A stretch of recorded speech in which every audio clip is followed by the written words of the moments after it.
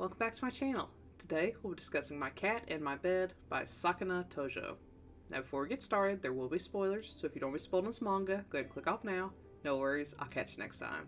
Now for those of you left behind, let's go over some content warnings. There may be references to manipulation, dependency, sex work, sexual assault, stalking obsession, mental illness, self-harm, and blood, as these things do appear in the manga.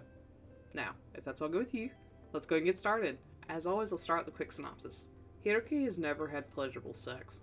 Not due to a lack of trying, that is. He desperately wants to know what it feels like to have good sex with someone, and in his desperation he calls an escort service.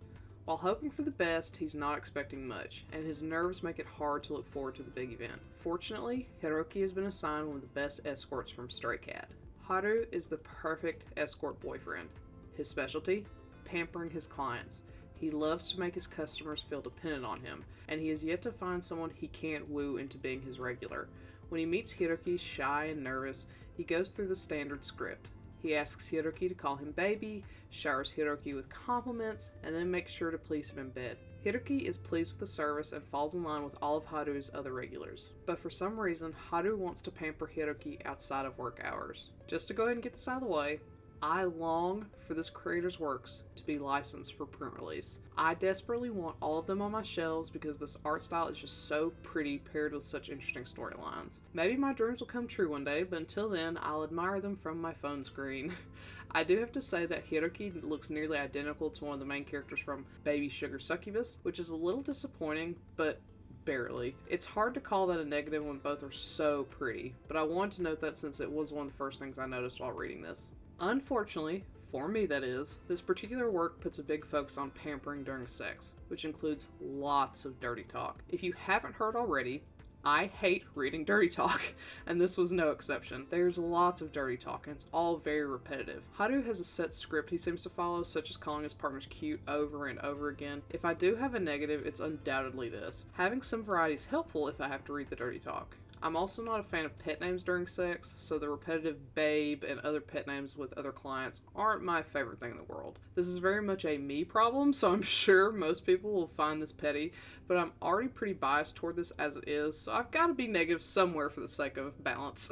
With that being said, one of the best parts about this for me is that part of the reason Hiroki falls for Haru is that Haru makes his clients happy. He isn't put off because he's a sex worker.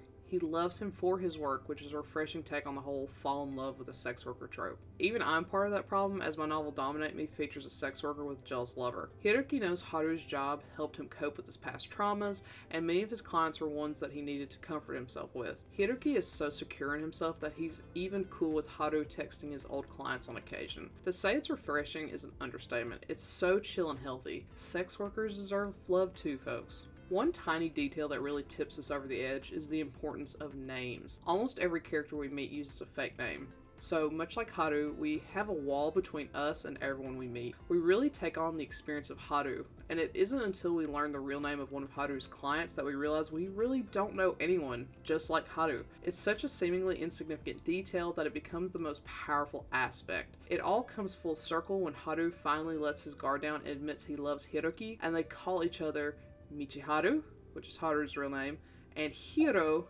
either Hiroki's real name or a nickname. I'm not 100% positive on that one, but we finally learn who these people are. It happens so casually with little to no fuss, and it's all the more beautiful for it. I love this detail so much, and I long to write something as powerful. On a less serious note, this has a side story featuring one of Haru's former clients, and there's some great age gap love there. Just had to mention it because it's a really nice bonus. With all that being said, I love this. I don't think that's a surprise to anyone. It's not overly complex, but it has real depth to it. Its strength is in its subtlety.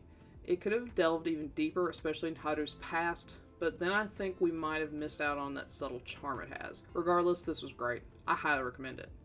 So, have you read My Cat in My Bed? If so, what do you think? Do you agree with my assessment? Do you not?